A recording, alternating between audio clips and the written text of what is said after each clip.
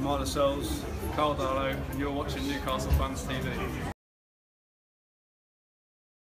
Newcastle finally got a Sky Bet Championship victory under their belt in the week, and today they went to Bristol City, Lindsay. They certainly did. Lee Johnson's team already 2 wins to the good, and the highest crowd for 26 years at Ashton Gate for the visit of the two. But what did the 22,500 see, Adam? It wasn't pretty, was it? No, it certainly wasn't, Lindsay. It wasn't a pretty game. I was expecting more from both sides in the final third.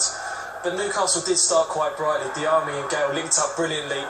It was a half chance, but when you see the goal in a minute, it shows the quality that they do have on the counter-attack, and this is where I feel the Rafa Benitez team away from home are really going to come into form. You maybe question the defending.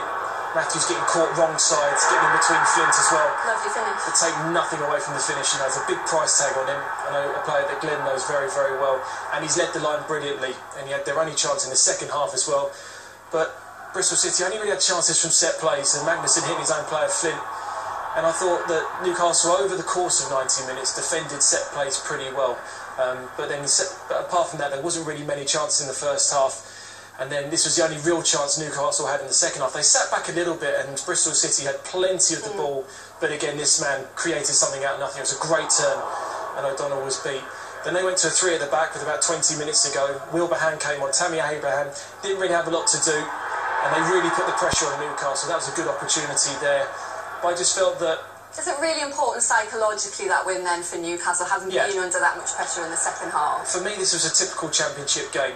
That Newcastle had, you know, a lot of pressure on them in the second half, a lot of crosses that came into the box from deep, and the first clean sheet of the season, that first win away from home that's been longing from Newcastle. I mean, I think Lee Johnson will be just slightly disappointed in that final third that Codger and Freeman didn't really give Tammy Abraham any service at all. Tomlin did well in that number 10 role when he got on the half turn, but in that final third just wasn't quite good enough. Rafa rotated again, the captain Lascelles back in. Some nervy moments in that game from the keeper, from Sells a few times. Do you think we'll see him change for the next match? Of course, it's Brighton up at St James's Park, so a tough one. I mean, there's a big price tag on him.